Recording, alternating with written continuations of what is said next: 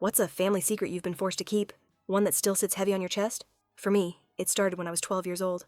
That was the week my older sister Tessa vanished for 3 long days. My parents told me to tell anyone who asked that she was visiting our Aunt Rita. Only, there was no Aunt Rita. When Tessa finally came back, she was quiet and covered in bruises. I remember asking her what had happened, but she only muttered 2 words. Don't ask. Years later, I'd find out where she'd really been, and why the lie had to stick. It happened that September, right after my first week of 7th grade. Tessa was 16, a high school junior with a small group of close friends. Our home was usually calm, almost too calm. Dad worked long shifts at a manufacturing, and Mom buried herself in community activities. Because of our 4-year age gap, Tessa and I weren't especially close.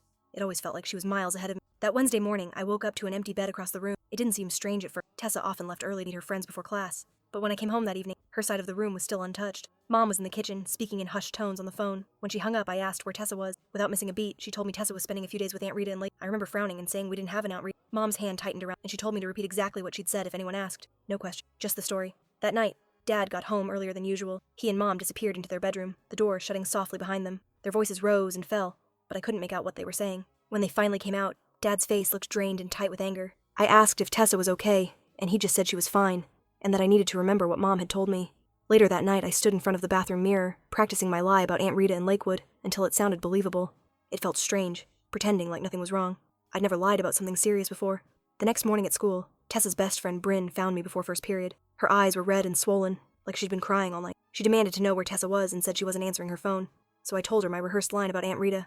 Bryn stared at me for a moment, then said flatly, "You don't have an Aunt Rita." I doubled down. I said we did. She just didn't visit much. Bryn's eyes welled up, and before I could say anything else, she started crying right there in the hallway. A teacher came over to ask what was wrong, but Bryn just walked away. I stood frozen, my stomach twisted into a knot from the weight of that lie. That evening, Mom got a call that made her grab her keys and rush for the door. She told me to stay inside, lock up, and not answer the phone. I sat on the couch for hours, watching the clock, too anxious to eat or do homework. Around midnight, I finally heard a car pull into the driveway. Peeking through the window, I saw Dad's car, and Tessa in the passenger seat. She moved slowly, her head bowed as Dad helped her out. When they stepped inside, I froze. Tessa's cheek was dark purple, her lips split, her whole posture drawn tight like she was freezing, even though the house was warm. I ran to her, but when I asked what happened, she just looked at me with those hollow eyes and said, "Don't ask." Then she disappeared into our room and closed the door. Mom followed her in with a small white pharmacy bag. Dad sat down heavily on the couch, his face buried in his hands. When I tried to press for answers, he cut me off sharply and told me to stick to the Aunt Rita story. That was all anyone needed to know. For the next 3 days, Tessa barely came out of our bedroom. The blinds stayed closed, and the air felt heavy. She only left to use the bathroom. Mom brought her food on trays that usually came back untouched. I slept on the couch because Mom said Tessa needed space. On Sunday night, the 3 of them, Mom, Dad, and Tessa, had a long talk in the kitchen. I wasn't invited. When it was over, Mom told me Tessa would be returning to school the next morning. If anyone asked about her bruises, I was to say she fell while hiking at Aunt Rita's place. The next morning, I watched Tessa carefully dab foundation over the marks on her face before we left for school. People whispered as she walked down the hall. Bryn approached her before first period, eyes wide and full of confusion. When she asked what had happened, Tessa answered flatly that she fell while hiking at her aunt's house. Bryn looked like she wanted to say something else, but Tessa walked away before she could. Over the next few weeks, life slowly returned to what everyone pretended was normal. The bruises faded, and Tessa stopped wearing heavy makeup, but she wasn't the same. She didn't invite friends over anymore. She came home right after school. She startled at sudden noises. One night, I tried again to ask what had really happened during those missing days. Tessa just stared at me for a long time before saying I should never bring it up again, that it was better if I didn't know. Years rolled by. Tessa graduated, went off to college 2 states away, and rarely came home, even for holidays. Our parents never questioned it. The lie about Aunt Rita faded into the background of our lives, but it never disappeared completely. I was 18 when the truth finally began to surface. When I came home for winter break after my first semester of college, I decided to clean out my old closet. Buried behind a stack of dusty boxes, I found a small container filled with middle school keepsakes. Inside was my 7th grade diary, the one where I'd written about the week Tessa disappeared. Reading those entries pulled everything back to the surface, every question I'd buried years ago. That night, while I was in the hallway, I overheard my parents talking in the kitchen. They didn't realize I was home yet. Mom mentioned running into Oscar's mother at the grocery store, saying their family had moved back to town.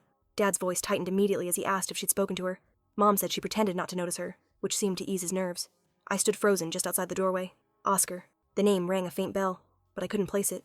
Later that night, curiosity got the best of me. I pulled out Tessa's old high school yearbooks and flipped through the pages until I found him. Oscar Reyes, 2 years ahead of Tessa. Then it clicked. He'd been her boyfriend during sophomore year, right before she disappeared. The next day, I drove over to Bryn's house. We hadn't really talked since high school, but her parents still lived there, and she was home for the holidays. When we sat down alone, I asked what she remembered about Tessa's disappearance. Bryn stiffened and said it had been a long time ago. I pushed gently, asking if she'd known Tessa wasn't visiting an aunt. After a pause, she admitted everyone knew that story was fake, but my parents had made it clear no one was supposed to ask questions. When I asked if it had anything to do with Oscar Reyes, Bryn's eyes widened. She looked genuinely surprised I didn't already know. She told me Oscar had been bad news, controlling, possessive, and manipulative. Tessa had tried to leave him several times, but he always found a way to pull her back in. When I asked if he'd hurt her, Bryn sighed and said I should probably talk to Tessa myself, so I did. That night, I called her. She sounded surprised to hear from me. We didn't talk on the phone often. I told her I needed to know the truth about what happened when I was 12, about those missing 3 days. After a long silence, she asked why I was bringing it up now. I told her I was tired of the secrets, tired of carrying someone else's lie without knowing what I was protecting.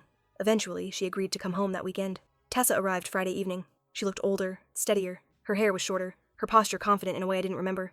We waited until our parents went to bed before sitting together at the kitchen table, mugs of tea between us. When I finally asked her to tell me everything, she took a deep breath and began. She said she had been with Oscar, though not by choice. They'd broken up a week before her disappearance, and he hadn't taken it well. He convinced her to meet him so they could talk. When she showed up, he was there with 2 of his friends. They took her phone and forced her into a car, driving her to his family's hunting cabin outside Lakewood. Oscar told her they were staying there and she came to her senses, and agreed to get back together. When she tried to escape that first night, he hit her. Hard. That's how she got the bruises and the split lip. I asked why our parents never went to the police. Tessa said she'd begged them not to. Oscar's father was a police officer, and his uncle was a judge. His family had influence. Real power. Oscar told her that if she told anyone, his family would ruin ours. No one would. On the 3rd day, Oscar's friends went out to get more beer. While Oscar slept, Tessa found his phone and called Dad. He drove out with his friend Dan, a former boxer, and got her out. But it wasn't as simple as walking away. Dad and Oscar's father made a deal. Oscar's family promised to keep him away from Tessa if we didn't press charges or talk about what happened. And that's how the Aunt Rita story was born. I sat there in disbelief, realizing my family had chosen silence over justice. Tessa gave a bitter laugh and said, "That's how small towns work. The powerful protect their own." His family had money and connections. We didn't. That's why she left for college and barely came back. Every visit meant risking running into them. When I told her Mom had seen Oscar's mother again, her hands clenched around her mug. She said that was exactly why she wanted to tell me everything, because I deserved to know, and because if I ever ran into him, I needed to be careful. When I asked if he was still dangerous, she hesitated. "I don't know," she said finally, "but I hope not." The next morning, Tessa was already packed. She said she had work, but I could tell the real reason. Being home reopened old wounds. Before leaving, she hugged me tight and apologized for making me carry her secret all these years. After she left, I told our parents what she'd said. They exchanged a look that told me everything. Guilt, exhaustion, maybe even relief. Mom admitted they probably should have told me once I was older, but said it just became easier to keep quiet. Dad sighed and said, "Some secrets become part of the foundation of a family." 2 weeks later, I was at the grocery store when I noticed a man watching me from the end of an aisle. Early 30s, dark hair, neatly trimmed beard. Something about his stare made my stomach drop. When I turned to leave, he stepped closer. He asked if I was Tessa's sister, Monica. The sound of my name on his tongue made my pulse spike. I tried to brush past, but he blocked my way, smiling faintly as he asked how Tessa was doing, and whether she was still telling lies about him. I snapped that I knew what he'd done.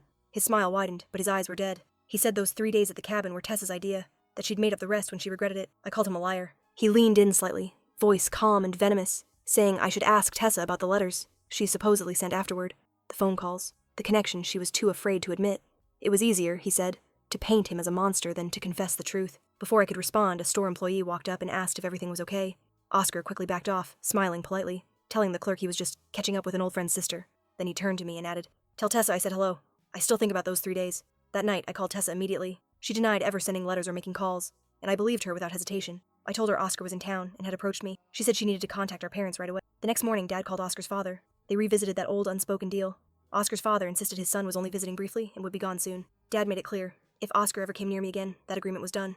A week passed quietly, until one evening I found a small package on the porch with my name on it. Inside was a worn spiral. My stomach twisted when I realized it was Tessa's old style of opening it on page after page written in handwriting that looked almost like her. The entries told a completely different. They described how she'd supposedly gone to the cabin, how the bruises came from an accident, and how she made up the kidnapping to avoid trouble. The last page had a note written in someone else's hand. The truth has many versions. My hands shook as I read it. It was a fake, a disturbingly convincing one, but still fake. The handwriting wasn't exact. The tone wasn't Tessa's. It was a cruel attempt to plant doubt. I called Tessa right away and told her about them. She told me to burn it. "That's what he does," she said. "He twists reality until you start questioning yourself." When I asked if we should go to the police, she reminded me there was no proof, just another lie he'd deny. It would be her word against his again. So that night, I built a small fire in our backyard pit and watched as the notebook burned, page by page. 2 days later, Mom got a phone call from Oscar's mother. The conversation was short. Afterward, Mom looked drained but relieved. She said Oscar's family was leaving town for good. His father had gotten a job in Arizona. When I asked if she believed them, she said she wanted to, but that we'd stay cautious. Months passed with no more messages, no sightings, no packages. Eventually, the tension in our house began to fade. Tessa even came home for Thanksgiving, her first holiday with us in years. That evening, as we sat around the dinner table, I noticed how she no longer flinched when someone dropped a fork or laughed too loudly. She smiled more easily, her laughter genuine. For the first time since I was 12, our family felt most peaceful again.